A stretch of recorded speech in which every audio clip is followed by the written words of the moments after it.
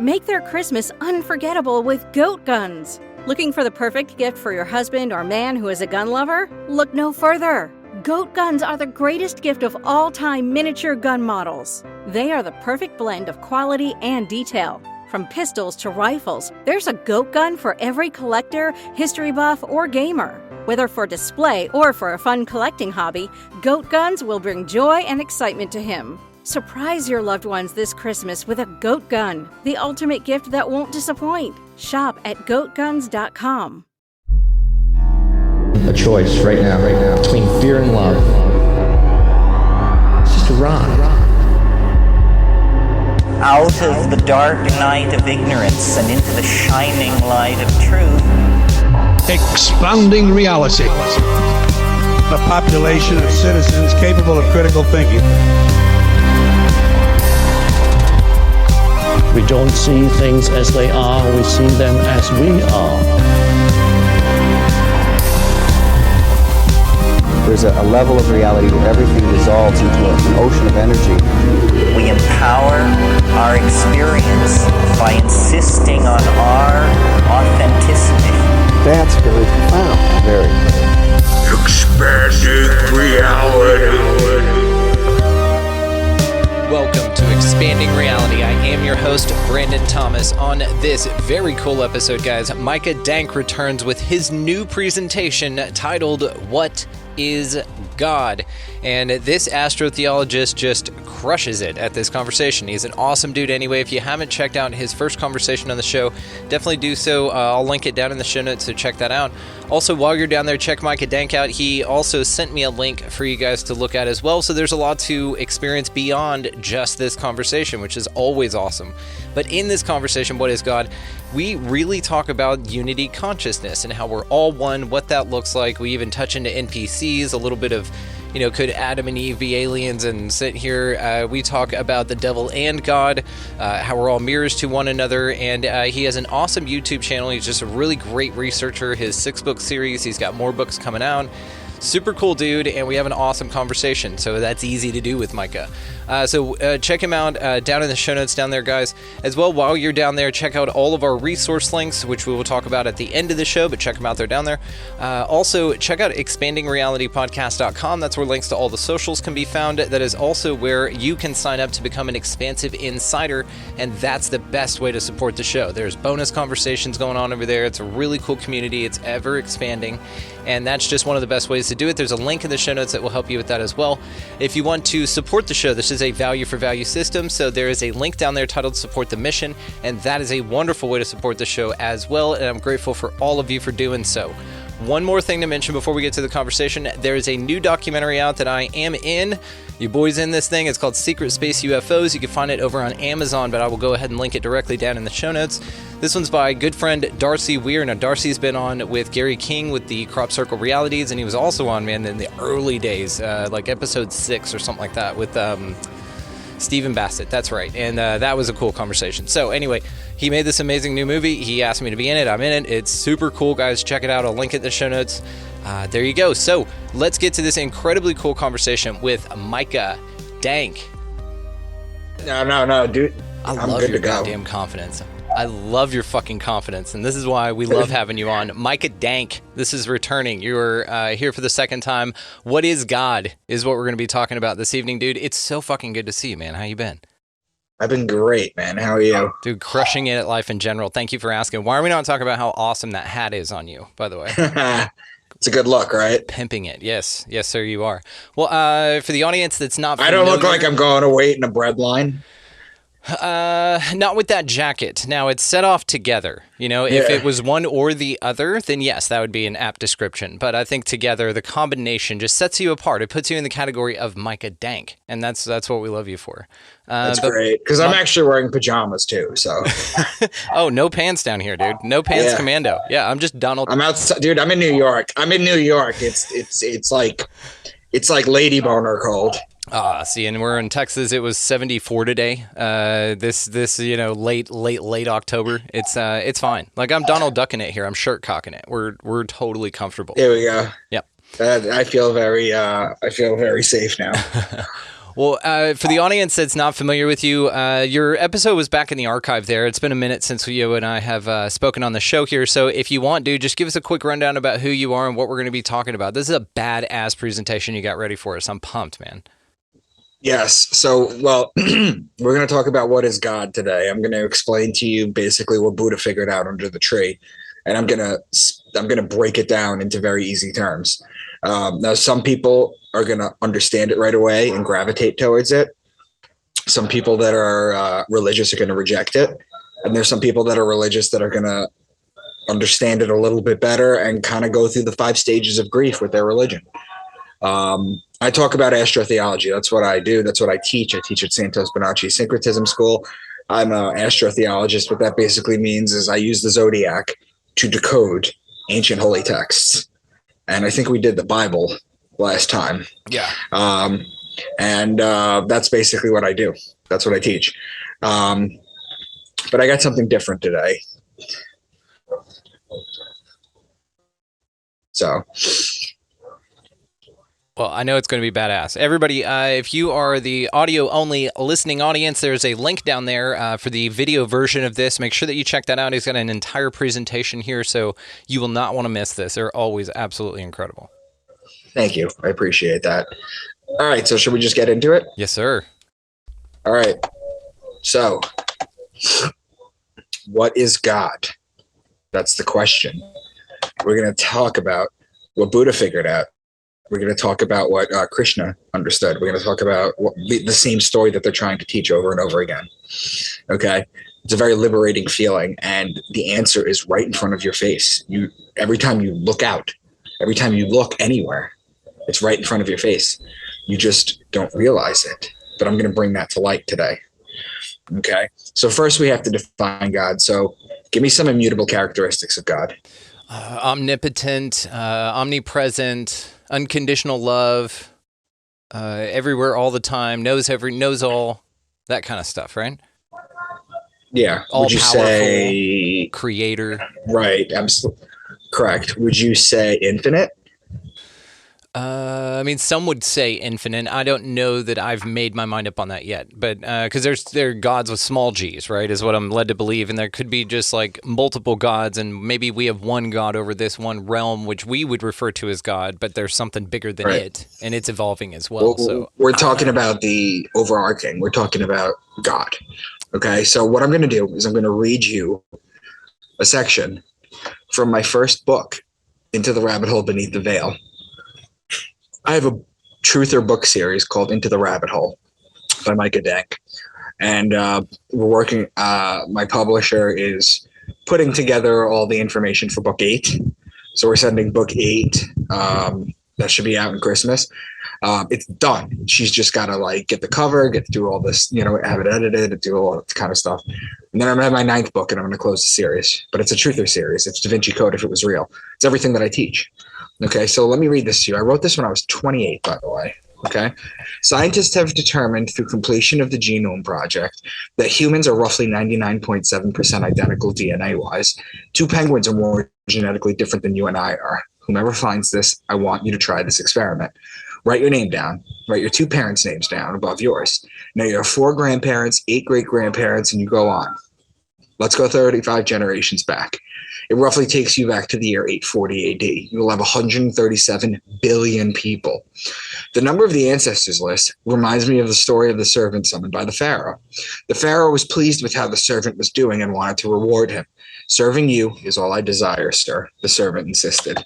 No, I insist you ask for something, anything you desire, the Pharaoh said back. This went back and forth until the Pharaoh got mad and threatened punishment. After thinking long and hard, the servant, seeing a chessboard in front of him, said, on day 1, I want 1 piece of rice. On the 2nd, I want 2. Each day you will double the previous days until this chessboard is complete. I will place a grain on each square representing each day completed. The first day, the Pharaoh sent his finest servant in a parade with a gold pouch to deliver the grain. The amount grew exponentially, and halfway through the board on day 32, there was no more grain in the land. The Pharaoh summoned the servant back in. Your Highness, all I ever wanted to do was serve you, replied the servant. The servant, although now the wealthiest man in all the land, had retained his hubris. It was there that the Pharaoh learned not to question humility or assume that giving material gifts as tokens of appreciation were all that mattered. As for the servant, he continued to work for the Pharaoh. However, he had taken all the rice and continued to feed the poor and the homeless until the day of his death. The point of these stories, both of them, is that it is simple math. In fact, it is how cells divide in your body and mass produce. The reason I stopped at this particular time frame is because roughly how many people it has been calculated that have ever lived on planet Earth. 140 billion people. That is. Even if we take the Bible literally, we still need to get to October 23rd, 4004 BC. We're in a bit of a pickle here. There needs to be a way to bridge the gap, and this is where the pedigree collapse theory comes in. The concept states that there's no other explanation other than a whole lot of incest. Sometimes, in the case like the Kentucky Blue people, there are no branches on the family tree. Sometimes, like in the banking or royal families, it's to preserve money or special genetics. Based on our DNA, geneticists say that the farthest point one person can be on this planet from another is 50th cousins. If your mom was from country X and your dad was from country X as well, there's a 20% chance they share a common ancestor within 10 generations back. So what does it all mean? Well, in a nutshell, it means that far back enough, we were all related and all one, and we should start to act like it. Let's explore different cognitive viewpoints. How about from a creationist then? Well, we all came from Adam and Eve, technically Eve from Adam's rib, and even more technically, Adam was made from mud and dirt from the world God created. How about from an evolutionist then? Okay, let's start with the Big Bang. Let alone the fact that all the material we came from an infinitesimally dense singularity, and nobody seems to want to explain where the singularity came from. But we'll let that slide. We were all one at one point. How about the idea of source energy then? If our souls are like crumbs off a cookie, the cookie being source, God, whatever you want to call it, then we are all connected multidimensionally, and upon death, it will be a vibrational change of frequency back to it. Let's try one more. Aliens placing us here. You would still have to account for the first humans and how we all came about. You don't just magically have a species, poof, we're here, or do you? If so, who created the first test group of people? Secondly, what about the first spirit consciousness of DNA that evolved this level of higher thinking? There's a big difference between what I am writing and a monkey who's fed up with people taking pictures of him and throwing his shit at them. Still though, the point is that at some point, things had to come back to a singularity in the sense of one source point. Humans are so quick to think of the end of the world, things ending. But what they can't do is think about the beginning, or if there was something before the beginning. This was my first book 10 years ago. I wrote it when I was 28 years old. It was so close to the ultimate truth.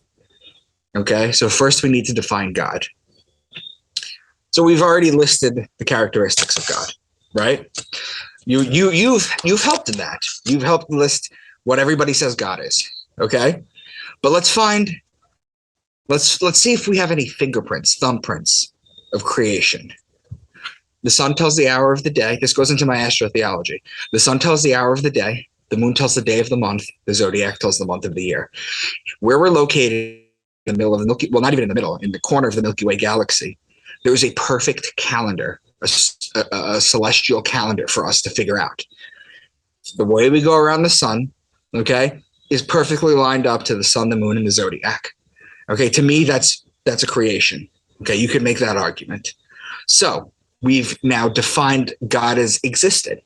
Now, aside from the fact that DNA is a computer blueprint for life, and that we have a perfect calendar in the heavens, in the middle of nowhere in the Milky Way galaxy, there's a perfect calendar for us to figure out.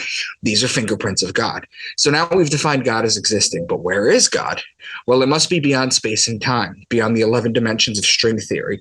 Ask any religious person to define God, and they will tell you that God is infinite. God is infinite.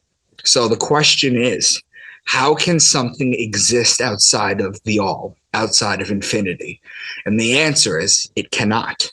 The biggest lie we've been taught is that we are separate from God, that we should fear it, that we are separate from it. We are a part of it. Many of you have children. They're literally half your DNA, so they are a part of you, but you experience them subjectively outside your body. So is with God with us. A piece of God comes down in what we call consciousness into a body, and we feel separate from it. We are all God experiencing itself subjectively. If you are infinite and everything, nothing can exist outside of you, not space, not time. So what do you do if you're everything? What are you going to do? Read a book, learn math? What are you going to do? Learn something new? The only answer that makes sense, okay, is to create yourself without knowing who you truly are, so that you can experience everything as new for the first time. We are a species with amnesia living in a simulation. Einstein said about God that he believes in the God of Spinoza. Baruch Spinoza was a thinker who said that God doesn't want you huddled in churches and temples in the cold, praying as loud as you can with others, praying the loudest. Jesus said that those that give for publicity or pray the loudest, they have their reward. And what that basically means when you break it down is that the people that do it for attention, right, they get their reward. That means the adulation, okay, the positive and the negative reinforcement and feedback that they get, that's what they do it for. That's their reward. They didn't do it for the right way. If you pray by yourself. Spinoza's God wants you to go to the mountains and the lake and enjoy what I am created for you and worship that way. The biggest lie we've ever been collectively taught is that we need to fear and worship, and this lies my problem with all religions and why I fight against them.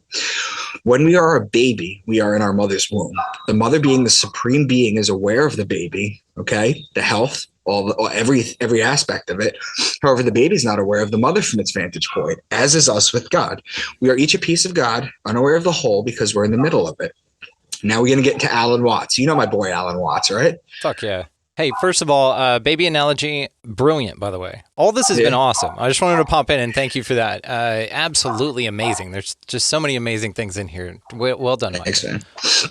Alan Watts. Jesus Christ knew he was God. So wake up and find out eventually who you really are. In our culture, of course, they'll say you're crazy and you're blasphemous, and they'll either put you in jail or in a nut house, which is pretty much the same thing. However, if you wake up in India and tell your friends and relations, my goodness, I've just discovered that I am God, they'll laugh and say, oh, congratulations, at last you found out. Yep. Now we're going to go into Nargis Allegria, who's up and comer right now. To become absolute, you have to accept that you are God, that there is only God. You have to admit that others are God too. But if your love does not stretch that far and you are blinded by your shadow, don't complain that liberation did not happen yet. Why should freedom reveal itself to someone who refuses to embody love? When you are ready to perceive God in everything, you have opened a gate. A gate opens to the possibility of being eaten by the raw and the absolute. P.S. Everything you hate is God, because there is only God. Anything you think that should not be happening is God, because there is only God. Realize there only being God, okay? And it will prevail, first in your experience and then in the collective, okay?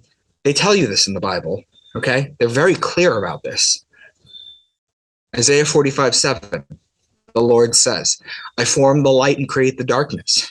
I make peace and create evil. I, the Lord, do all these things. Nothing is outside of the infinite. Nothing, okay? How are you going to be judged? Literally judged, okay? If you're being judged by something outside of you, then God can't be infinite. If there's a separation between the two of you, then God isn't infinite, okay? He's within space and time, okay? And God is not, because God has created this, okay?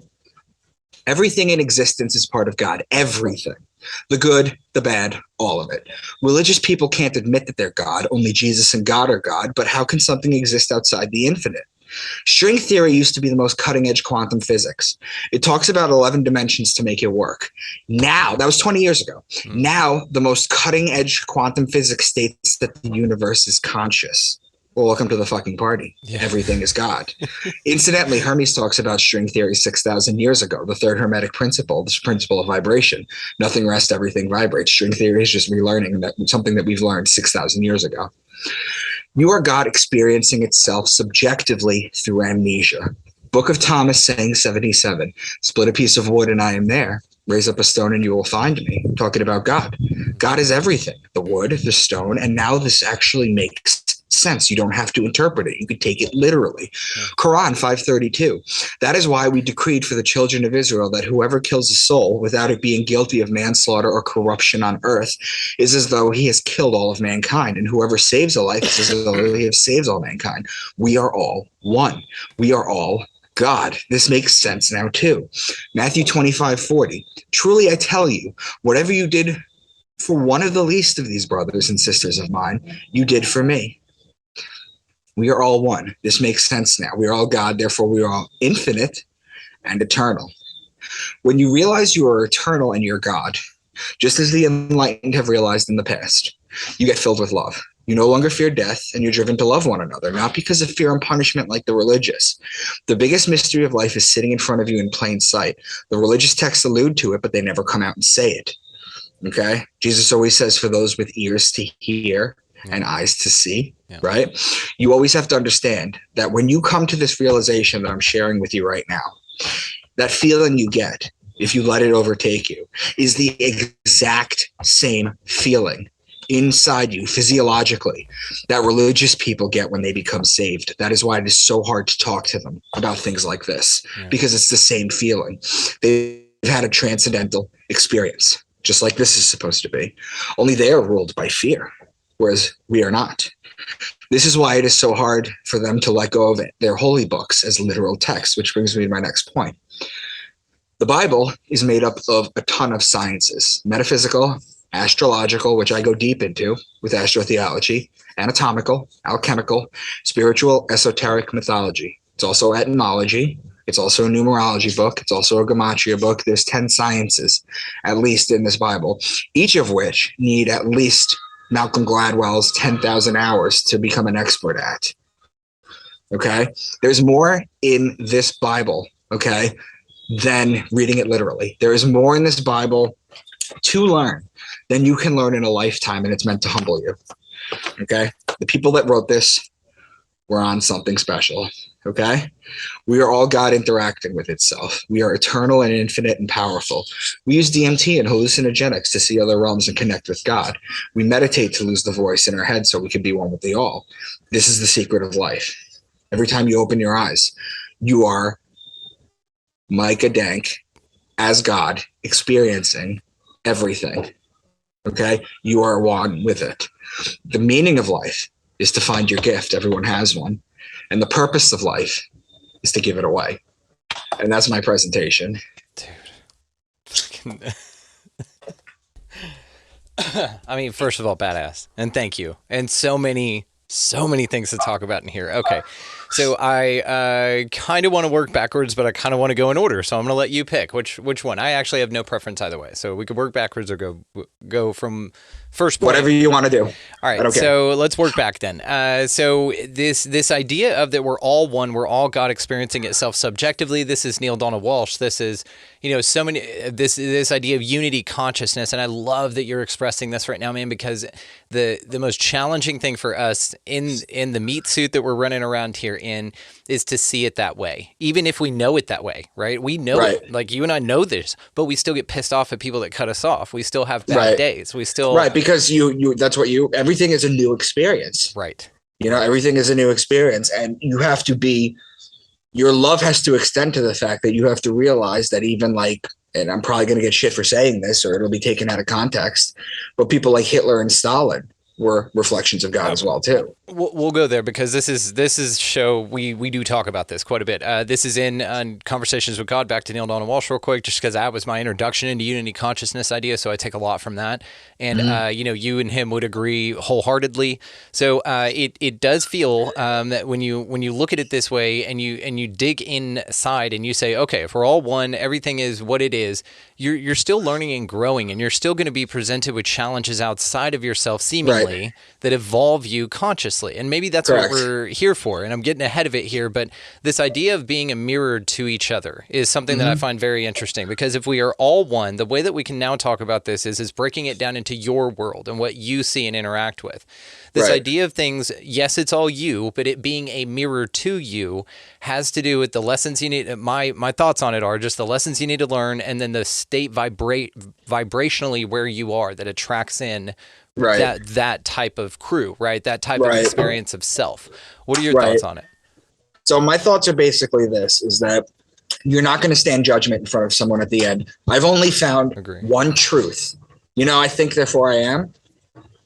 He had it backwards. It's I am, therefore I think. Yeah. Yeah. Okay. He had it backwards, and it's caused a lot of problems. However, what you have to understand is that when you're talking about, give me the question one more time. It just this idea of being mirrors to each other, and so this, when people go, I have the worst luck, that was it. So, the only thing that I found to be true in this world is karma. I think that it is 100% real. I think it permeates everything. I think it is the unwritten law. I think it is the written law. I think it is what it is. You will get back what you give. And as you're talking about consciousness and you experiencing something, I don't know if you have kids, but that's why I put that section in. They're literally half of you, just like you're a part of God, but you experience them separately in this world that we have. No physical kids that I know of. I have to always put that caveat in there. I had a wild 20s. But, this idea of a piece of you splitting off, but from the perspective, anybody, we know how childbirth works. And so to think of a child in a womb and then the mom taking care of that child. Now, what's interesting about this, too, that metaphor, I may just kind of hop on top of it here, is that babies in the womb, if mom is sick, even though it doesn't know that it's part of a mom, then it will send stem cells. Yeah, to the mom to repair it. So one could say then that perhaps what we're doing as well is perhaps sending up energy or love or data. Maybe it's just data, right? It's just what we do, what we like, what we prefer, what, Gatorade tastes like shit like that. It's just the things that God doesn't know. And so it sends us to report. Not only report, but to create and report, right? And that's where it's really interesting, is when you start looking at it like that. I agree 100%. It's the total amount of consciousness in this world, what you perceive as yourself with your five senses. And we know that the five senses are very incomplete. Oh yeah. We know that we have such a small audio range, such a small visual range. Either of those go to extreme, it kills you. Yeah. We have such a small range that we perceive, but what we do perceive, that pure consciousness, my consciousness is no different than yours. Now there's different experiences of it. You could be colorblind, you could be deaf, you could be blind. There's different experiences, but it's still an experience. The self-awareness, there is only one self-awareness in the entire universe. We're just split up. And this idea, again, back to this mirrored and karma and this karmic idea of that what surrounds you is what you are, right? And so this idea that your environment is you. So if you're not happy where you are, well, the good news is you can change it at any time. The I guess unfortunate news is you chose to be there. So there's those pieces of you, and it's valuable, right? And so I kind of picture this place as you're a dot, and there's a sphere of reality around you. That whenever you move, the sphere changes and moves, and as you evolve through this holographic reality. I'm doing my own display here, my own graphics. And so as you evolve through that, the sphere around you changes as well. And it's all encompassing. And it's kind of like this more holographic or hyperdimensional type of a thing. But yes, you experience it. And I love that you pointed out that we are a species with amnesia stuck in a simulation. Probably the most terrifying thing I can think of, by the way. So we'll save that for a little bit.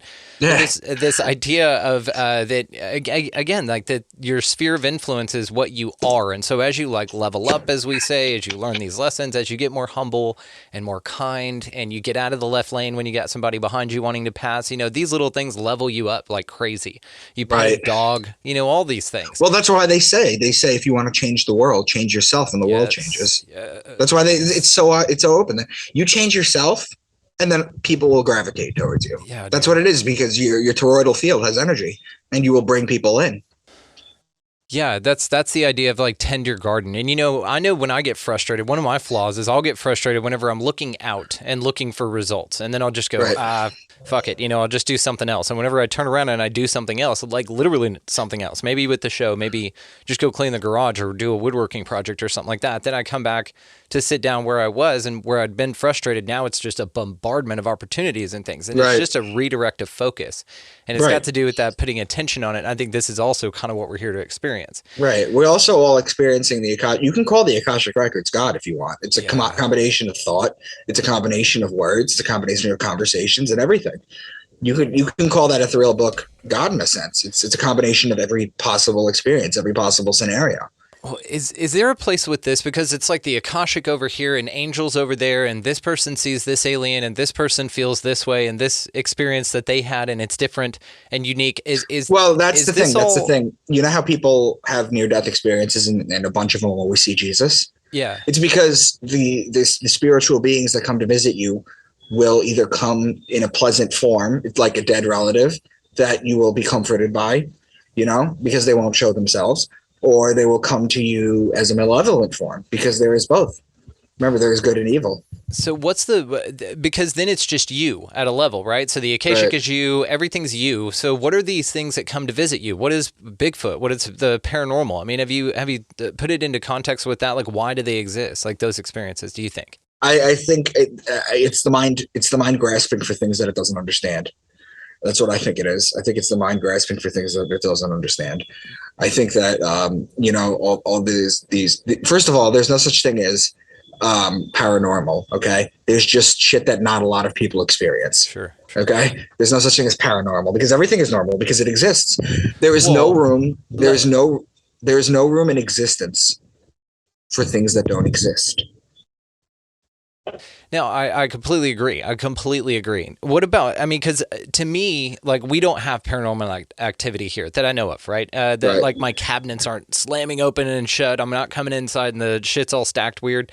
That's not normal to me. And so somebody else is normal. That's paranormal. And I agree that it's probably a science that we don't understand yet. One of the things I think about this is that if it is all part of your mind, if it is all just something that you choose to experience and it manifests that way in your reality, it does so at such a subjective level. So if you think about, like you said, near-death experiences are a wonderful example. I heard this awesome story of 3 people dying in the same accident, coming back, like they were dead for a little bit, but all 3 of them had completely different experiences, even though they were gone for like damn near the same amount of time, died in the same thing, all that. You couldn't ask for more of a control. Now, with that, it's because it's tailored experience for you, right? Is that how you feel about it? The way I put it is this: I understand quantum physics and I understand basic physics, but I'm not a physicist. I can't think in that high level of mathematics, right? I can't think of that. If I'm a UFO hunter or a ghost hunter or anything, or just basically the experiences and the information that have helped shape how you perceive things and who you are is the only way you could think it. I'm not just going to, and that's why it's so fascinating sometimes when people bump their head and suddenly they could speak Egyptian. There is shit we don't understand. Okay. But for the most part, that doesn't happen. It's wild. Are we talking about a past life? Are we talking about, there's so many metaphysical sciences that you have to go into. But basically that's why I think you can't think outside of what your knowledge base is. Yeah, and it's almost like one step. You can't think outside of it, but you can perceive outside of it, which is where curiosity lies, which is fascinating, right? That's the dreamer. Yeah. Yeah, it's like it's right there and you can see it. And this is like better life for yourself, even though you can't see it around you right now. You know that it exists because you can see it at some level, right? Damn it, there was something you had in there that I was just gonna go off on, dude. If I can remember it, I will jump in just randomly in the middle of this. Okay, so I wanted to ask on the so back to the we're all everything. This breaks down, like you said, there's good and evil here, what are perceived as good and evil. Some people wouldn't call it that. The yin and yang, the dark and the light, and all of that stuff. And it seems to be part of this experience. It's pervasive and it's here. So this is one concept that people have a real hard time with, man. And there's a level, and I always kind of preface these kind of conversations, you don't need to with this audience. But usually I have to say, like, okay, it takes a level of maturity to kind of say we're all one, because then you're going to get to the point, like you said, that Hitler went to heaven and that there's no bad place to go. And all you people wishing ill on the I didn't say there's no bad place to go. I say from what I gather, and again, who am I, right? I think you have to pay back your karma. I think that however that is doled out, people have interpreted it as standing in front of God and having a life review. Okay, but karma is that's what it is. I think it's karma at the end of the day. Do you think that there's a level outside of karma to where, like, let's say, for instance, like you finish a life, do you get like a break and then you get to go into a new life to Well, kind of you have to understand is that in our dimension, time only works one way, and it has to. Otherwise, we can't function. Yeah. But if you understand this from a higher level, time doesn't exist. The past, the future, and now is all happening simultaneously. We only experience the now in a forward moving time because of it. But when you get to higher dimensions, time becomes more fluid front and back. So your next life that you have, okay, this time is different. Time doesn't work that way.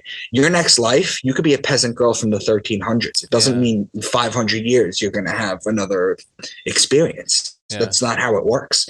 You know, and then you go into the whole thing with soul contracts and do you pick your parents and all that kind of stuff. There's a lot that goes into. We don't know. We're born on this planet with no mind. You know, we're born a blank slate, completely helpless. We're basically the only thing on Earth or the only life force that from birth can't literally do anything, you know, for like a year. Yeah. You know, and that's done for a reason. So we're born blank. You know, I have a feeling that when we pass on, we get our memories back of everything. You know, it's like Bill Hicks said, everything is just a ride. And that's how you have to see it. You have to see it as everything is a ride. This holiday season, you might be looking for nutritious, convenient meals to keep you energized on jam-packed days. Factor, America's #1 ready-to-eat meal delivery service, can help you fuel up for brekkie, lunch, or dinner with chef-prepared, dietitian-approved, ready-to-eat meals delivered straight to your door. They just drop them at your door, people. You'll save time and eat well. You'll stay on track with your healthy lifestyle while taking all of your holiday to-dos in stride with good meals in the tum-tum. If you're too busy with all this stuff, these meals are easy to get done. They taste great. All you've got to do is head over to factormeals.com/expandingreality50 and use code expandingreality50 to get 50% off. That's code expandingreality50 at factormeals.com/expandingreality50 to get 50% off. You know, you look at all the traps that they have, all this politics, right? That are just used to keep people angry at each other. All this gender stuff, whatever you feel about the gender thing going on, I don't care one way or another. I don't care one way or another.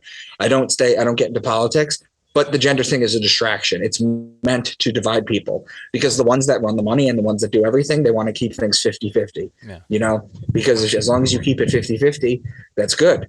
If it starts to get 70-30 or 80-20, that means one side is waking up and that's no good for them. So they have to keep you as divided as possible. You know, you have to leave these distractions. You have to exist in the world. The story of Jesus being a carpenter is perfect. Okay, because you have to have an existence here. You have to create. You have to form something. Now, some people, they don't create content like me and you. Okay, some people decide to have children, right? Some people decide to have children, and that is a form of creation that will live long after you. Whereas we're trying to touch people's lives. You know, so there is a different way to approach it, to be honest with you. But at the end of the day, you just got to say goodbye to all the distractions. Yeah, that's that tending your own garden. And the only time I'll correct you in this is saying that we are doing that. We are touching people's lives. There ain't no trying here. We're not triceratopses. We are do-ceratopses, my friend. Yes, fair enough. You know, and this devil and God idea is very, like I said, very challenging for folks. Now, what's really interesting to what you said is, yes, we all basically just reincarnate as everything all at once for however long things are, which is crazy. But you get to consciously ping between and navigate inhabiting those lives that have already come and gone. Like everything's already existed. The story's already over, but you're inhabiting these things like a constellation through time and space. You know what I mean? Well, let me ask you a question. What you perceive as yourself with your five senses and how you think, you know, and what makes you up. How do you know that exact same feeling hasn't been in a different vessel? You just don't think it because you had your mind wiped. Yeah.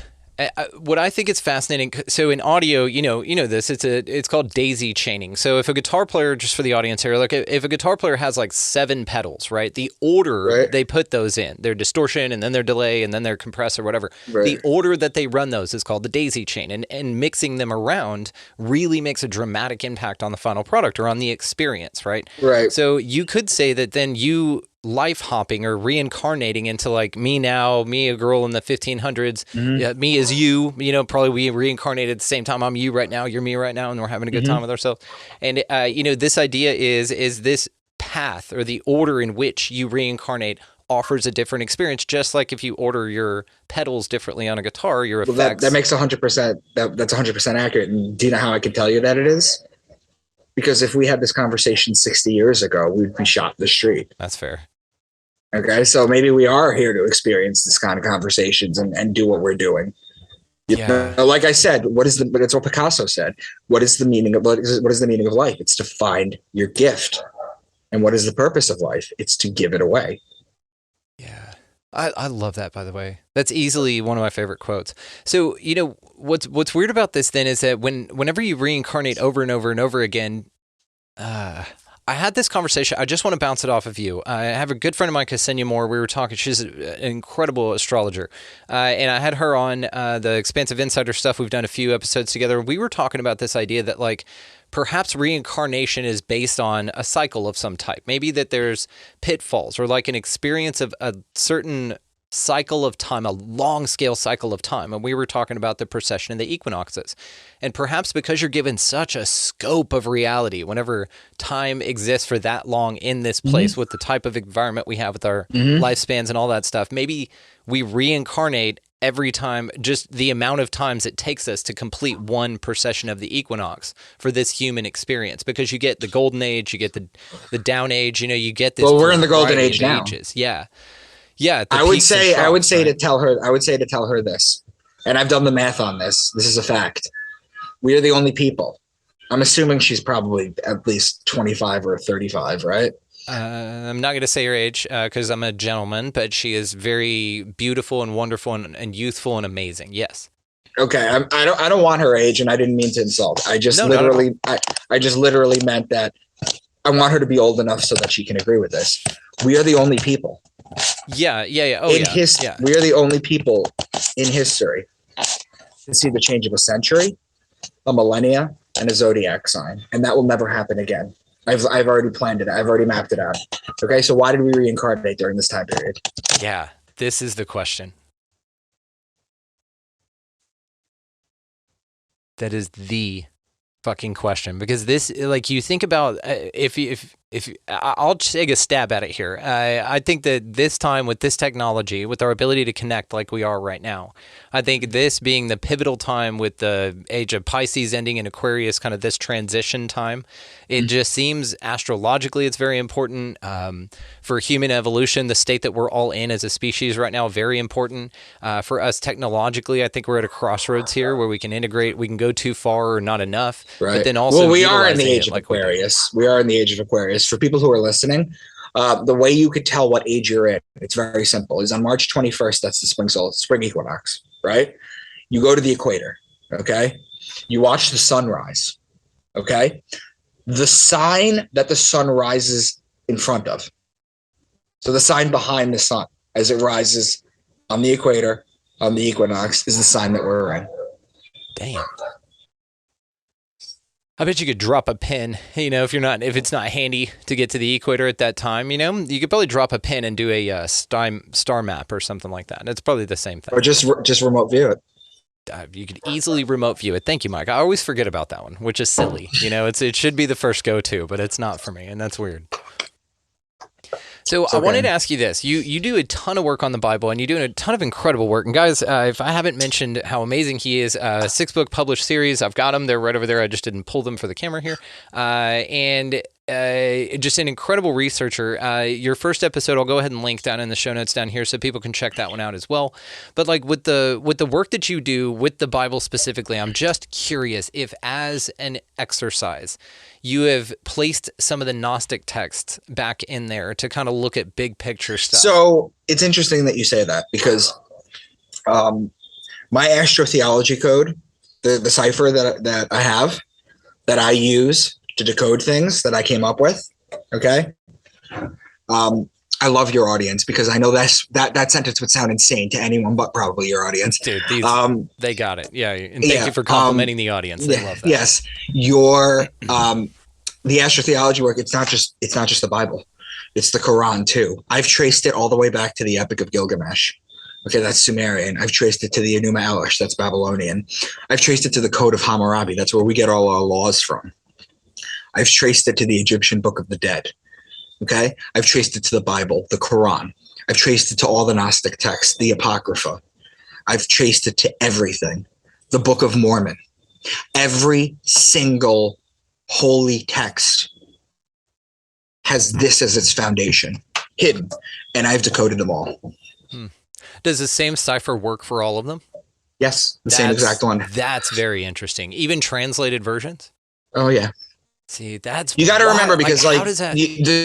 while the Jews are busy, while a rabbi is busy criticizing the King James Bible because the commandment says thou shalt not kill instead of thou shalt not murder, which are two different things. Yeah. While they're worried about single word translations, the single word translations are from language to language doesn't affect my cipher.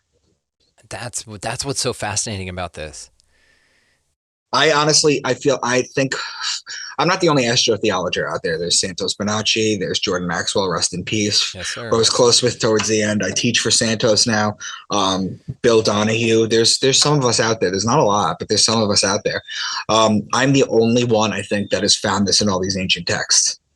In all these ancient texts. Like, I don't know what possessed me to look at the Epic of Gilgamesh, but I just did an episode with Dave Zed from Generation Z podcast on it, and it's gonna be coming up. Love him. We do a collaboration series for our Expansive Insider and partners and stuff. I love Dave. We're doing one tomorrow. Love that guy. And my God, have me on one time. Let's do it, dude. You want to hop on tomorrow? No, tomorrow my wife is actually coming home, so it's okay. Yeah, we'll do it. We'll do it another time. But they're a lot of fun, man. And you said Santos. We did a sharecast with Jay Hennihan and him, and then Mr. Maxwell. I think I'm his last interview. I think Brian said he thinks that I am, but which is not an accolade. I'm just saying I got close to him towards the end because you know the rapper Truth Seeker. Yes, Truth Seeker is he's a very dear friend of mine. I reached out to him and he put me on his show. And at that time I thought the Bible was only astrology because I came to that, I figured that out and I was like, this is what it is, until I realized there was a bunch of other sciences and I can't even put it all into words. But I got him on Coast to Coast because I did a podcast with Richard Syrett, who is the, he hosts for George Norrie when George Norrie's not in.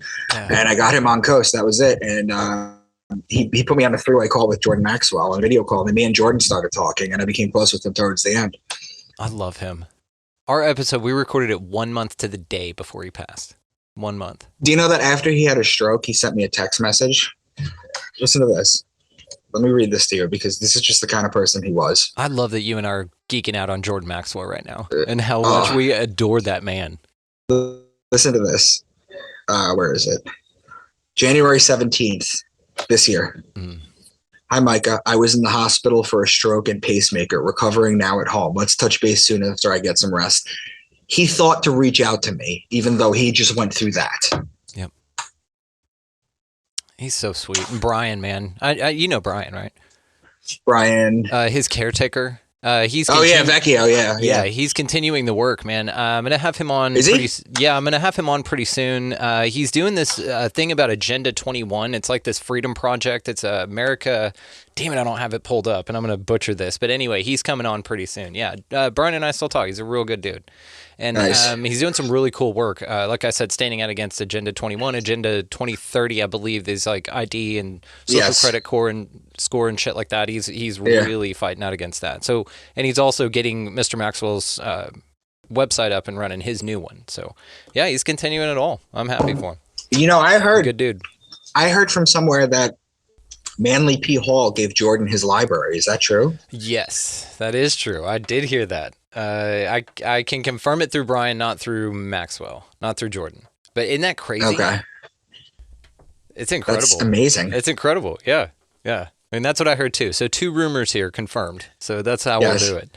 Yes. Okay, so one of the things I wanted to talk about as well is this idea of this us versus them. Okay, so here's where I've been lately, and let me know if this is just a waste of time or an exercise that you think I should continue. So lately, I've been very much into the changing my reality and not bitching about things. Like I don't complain. I'm not a complainer. Like things like that. I tend my garden, all of those things. But you get to points with that where you're like, things are awesome, but there's still some dissonance. Now, what's nice about this is I've done this so much and cultivated such an awesome life that small little things start to come up and they're no big deal, but then I start to notice them and change them. So how I've applied the model of unity consciousness, we're all one, there's nothing else here, the egg, that awesome video on YouTube, I'm sure you've seen it, your work, and the way that I'm out here now is that I'm picturing everybody on their highest timeline. I am throwing nothing but love at everything. The lizard turds, your Klaus Anal Schwabs, all that stuff. I feel now that they are here for our conscious evolution. I don't feel that I'm in danger from them because I'm past what I needed to learn by being in that, right?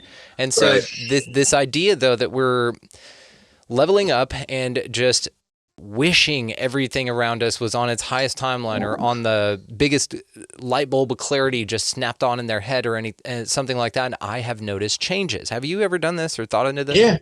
Yeah, and as far as that goes, you have to understand is that they say the first 20 to 25 years of your life until your frontal lobe is formed, right? Yeah. You're busy cultivating your ego, figuring out who you are. And then if you're realized and you're enlightened, you spend the rest of your year trying to dissolve it. Yeah, I love that. It's a better quote, more accurate in my mind than if you're not a liberal by the time you're 18, you're an idiot, and if you're not a conservative by the time you're 30, you're heartless or something like that. Yeah. But I think you got it backwards. You got it backwards, but you got it right. There you go. One of those orders. That's it. But so, like I said, this idea of this us versus them. How have you been able to manage that? This idea of like just outside of you. I just keep doing what I'm doing at this point. I have. I'm very altruistic. Yes, I have a book series, but I want people to get them not just to line my pockets, but because I fill it with truth. It's all truth. It's information that you want to know, and a book is $17. What are you going to do? Go get 2 shots at a bar, or do you want to have your mind blown? That's what I basically tell people. I also sell flash drives with all my presentations, all my PowerPoint presentations, and digital copies of all my books. And I tell people my books are unlocked. Okay, so you buy this one time from me, and then you can email 500 people my books. And I don't care. I just trying to spread it organically. Teaching for Santos, just trying to keep my vibration high. I have a YouTube channel called Micah Dank Truth Bombs now, where I basically do like 2 to 4 minute videos. People can watch it while they're taking a shit at work. And basically, try to blow your mind every day with just all this kind of knowledge and information stuff that I fill my books with. And it's gaining steam a little bit. And the idea is just basically, I'm at the point right now where people are messaging me because I'm very open on social media. I'm like, message me at any time. And people are on all sorts of social media. People message me at all times of the day, and I answer everybody. I talk to everybody. So I'm helping people out. People are sending me gifts, which is incredibly thoughtful. I just did a video on some of the gifts I got.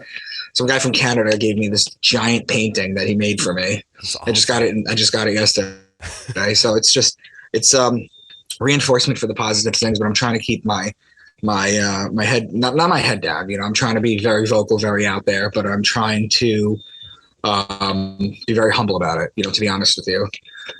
That's the most important thing is never forget where you come from. And I love every single day. Every single day I talk to someone, they tell me something new, I learn something new. I get to share my information, and it's kind of like when you become fully realized, it's kind of like you realize you want to be a vessel for good, as opposed to the religious, where your fear of God and punishment, you become a vessel for good. I'm a vessel for good because I want to be good, because I'm realized, I'm self-realized, and I want to positively affect people, and I want to change lives. So that's just the big dichotomy there. Yeah. And that's that maturity, that intellectual and emotional maturity that I'm talking about whenever you have these kind of conversations like Hitler went to heaven, or you get punished in this or other lives. You don't, get punished in some hell that you burn in forever. Probably. That's not what I think. Right. And so this is that idea, and you can't really do that with people in religion. My folks very, very happy with their religion and very happy where they are, and that's awesome. Like I absolutely would never try and change anyone's mind about anything. And thank God they've stopped asking me questions about what I think about things, because I don't mind talking about it. They have a problem with it. And it's even weirder is when you talk to people who are religious. It's like I posted this video on my Instagram the other day. Dude in glasses sitting in his car. I forget what it is, but y'all check it out for sure. And he was talking about this idea of like if there was no incentive or reward of a heaven after, and no, deterrent of a hell after, would you still believe in your religion? Right? If there was no punishment or reward.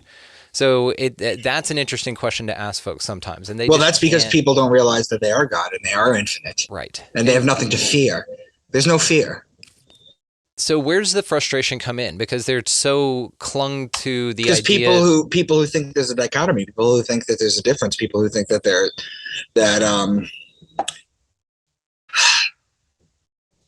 people who think they're not one. That's the problem. That's what it boils down to.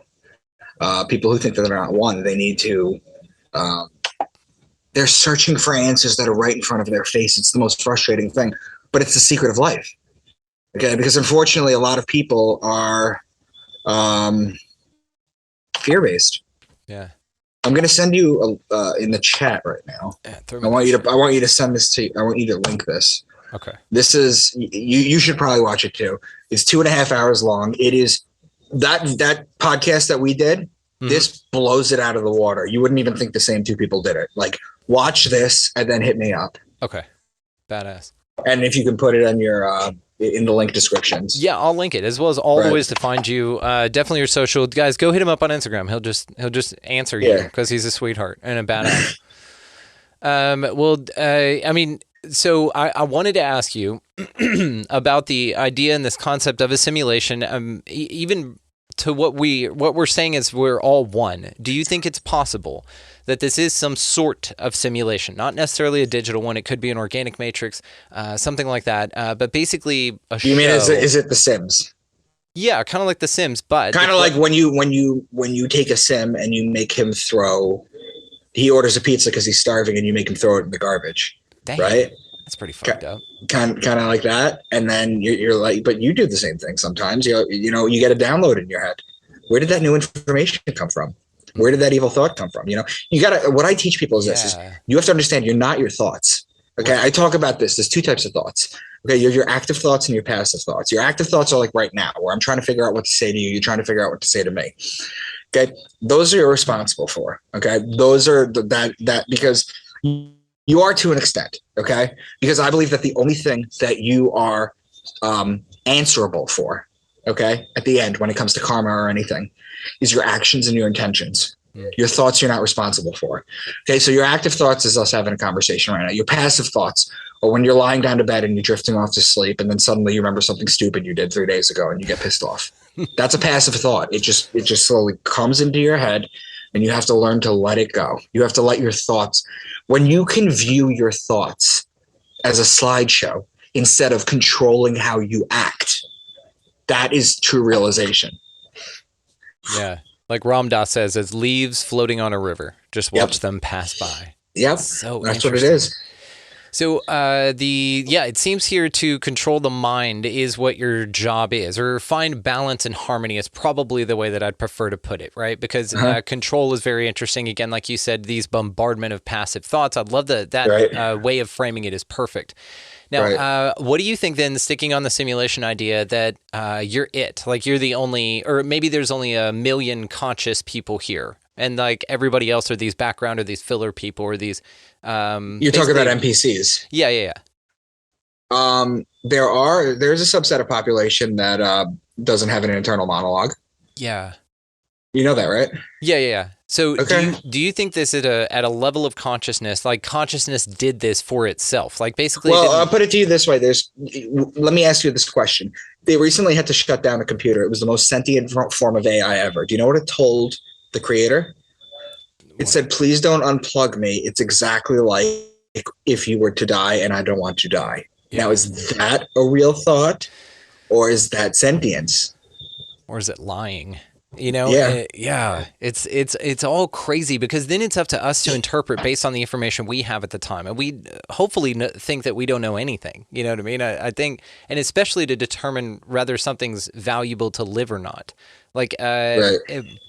it gets into some very interesting territory, which is again why you and I are able to discuss these, because we incarnated at this time, because it was important for us to do so and kind of look at these options that we're given on a large scale and just kind of decide, hey, here's what we just discussed, right? And let everybody else decide. It's like, hey, here's possibly where this can come. At least look at it like this or question it for about 5 seconds. I think the smartest people,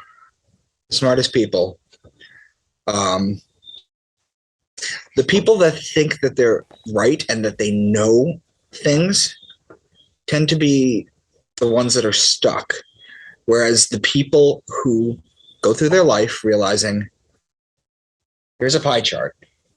Here's what I know. Here's what I don't know. Here's what I don't know. I don't know. Yeah. Do you know what I mean? The unknown. The learning never ends. And as long as you keep that in your mind in the forefront, you will always be humble. Yeah.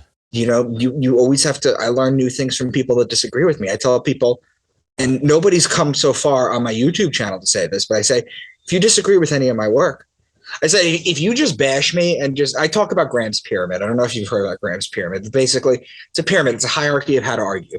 Okay. And at the very top, the capstone is refuting the central point. And at the bottom is name calling. And then one step above name calling is the ad hominem attacks. Okay. I don't tolerate the bottom two. But if you genuinely disagree with something I say, I will give you a platform because I might learn from you. And that's how I learn. Absolutely, dude. I love that. So we were talking about it earlier, and now I just have to know, what do you think about Adam and Eve being aliens and being the first, like, you know, that joke of like, maybe we used to live on Mars and something happened on Mars and we escaped. An escape pod, right? Yeah, and that's what destroyed the dinosaurs and then Adam and Eve here. You know, do you think it's plausible? No, I don't. The Bible is many things. Okay? The Bible is many things. It's many different sciences that take a lifetime to learn. What it is not is original. What it is not is reality or literal. Okay? The Bible is not none of those things. It's a completely metaphorical, esoteric text. These are Jungian archetypes, okay, that they put in. Maybe not Jungian, but they're archetypes. Okay? I'll give you Samson and Delilah, for example. You'll see this in my video that I talk about. Okay? Samson and Delilah. What was the story? He was a really strong man. She cut his hair. He went blind. He couldn't see anything, right? Well, astrotheologically, here's the deal. In Hebrew, the word Samson is Shimshon. And if you translate Shimshon, it becomes little son. So he becomes the son. Okay? Delilah, in Hebrew, the root is Lila. When you say goodnight to someone in Hebrew, you say Lila Tov. It technically means night good, but it's good night. Okay? So Samson the sun and Delilah the night. She destroys him. It's the story of the night overtaking the day. Okay? So, and I go through all this kind of stuff on my channel. But these are archetypes. These are not literal people. You'll always find a tombstone. James, brother of Jesus, or you'll find something else, but you'll never find bones of Noah. You'll never find an ark. You'll never find any of this. The ark goes back to Gilgamesh. Literally.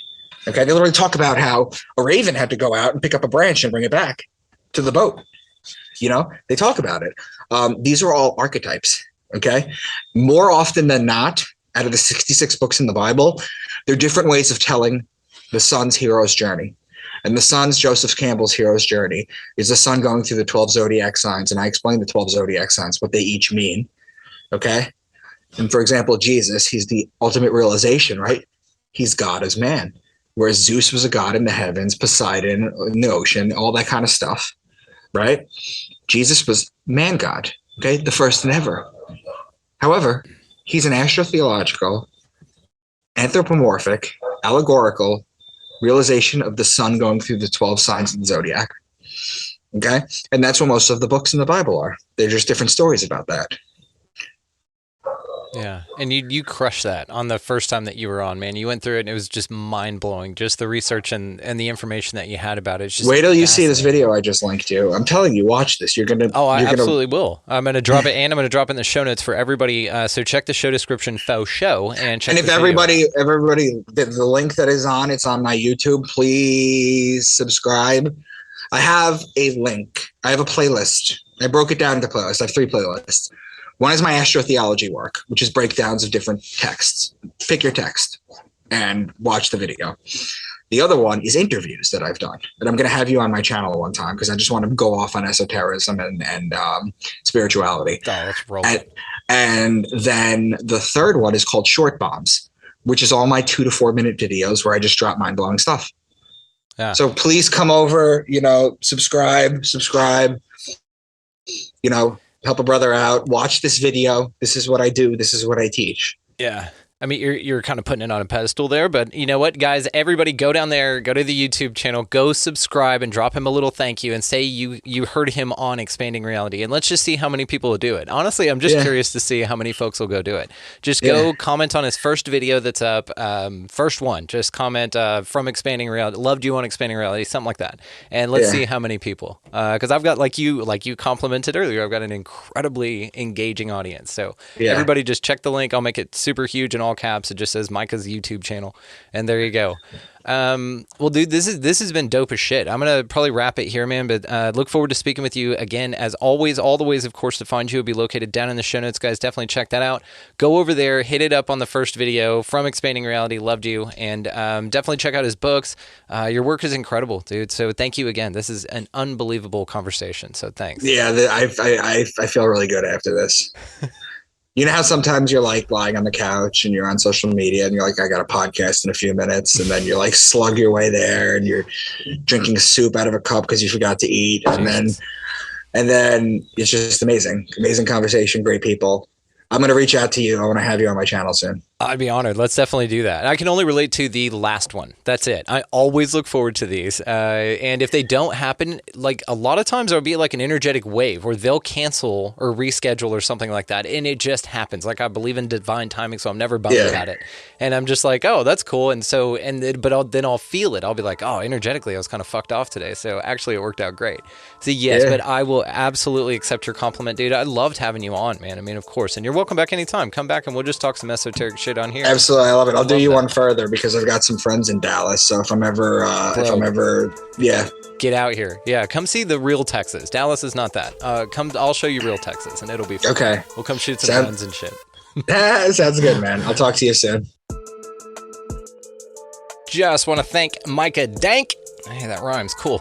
Want to thank Micah Dank for coming by and hanging out. Y'all check the show notes for all the ways to find him, and he is super awesome and amazing, and so I hope that you take him up on that. He's just a badass researcher, got an awesome book series. Definitely check out his YouTube channel. I've got it linked down there, so check that out. Also linked down there, other than the ways to find Micah, would be our resource link. So you got Food Forest Abundance, you've got Opus. If you want to start your own podcast, Red Circle is who I recommend. That's who we partner through. The link's down there. Also, if you want to step your game up, the Manifestor's Guide. Dewey Taylor has an awesome scholarship offer for you, just the listener of the show. It's linked down there as well. Expanding Reality, all caps at checkout, and that sweetens the deal as well. Very cool thing. Highly, highly recommend that, guys. Also, down in the show notes, you can find the link expandingrealitypodcast.com. That is where links to all the socials can be found. Merchandise is changing, so definitely go scoop something up. If you see something up there that you like, it will be a limited run, and that's it. And we've got some really cool things coming up on that I'm not going to talk about yet, so I'm going to say go get merch if you like it. Also, you can go sign up to become an Expansive Insider. That's the best way to support the show. There are bonus conversations, panel episodes, our collaboration series with Dave Zed from Generation Z is over there, and it's badass. We're just having a blast, and that's an awesome way to support the show. As well, if you just want to support without taking advantage of all that stuff, little or as much as you want, there's a link down in the show notes called Support the Mission. That is the best way to do it. We are practicing value exchange here, and so if you find the show valuable, we encourage you to participate. All right, guys, go out into this incredibly amazing place, whatever the hell this thing is, and y'all be nice to everybody that you come across. Go ahead and buy somebody on the line around you a coffee or a meal, something super small, or buy them a Ferrari, for fuck's sake. I don't know. I mean, just whatever you want. I'm not here to put a ceiling on you there, but do something like that, right? And then, of course, get out of the left-hand lane, because that's a huge pain in the ass for those of us who just want to move a little bit quicker. Just get on over there, and we'll be well on our way, and you can go back to living your life in the left lane. That's fine. Anything else you hear, say, or do, or anything else, y'all just be good to one another. That's it. Go out to this crazy, amazing place. It's full of all kinds of cool shit to do. Be good to each other. That's it. That's the main thing. If you don't hear anything else, that's it. All right. So anyway, thank you guys for listening, for watching, for engaging. Love the shit out of y'all. We'll see you next time.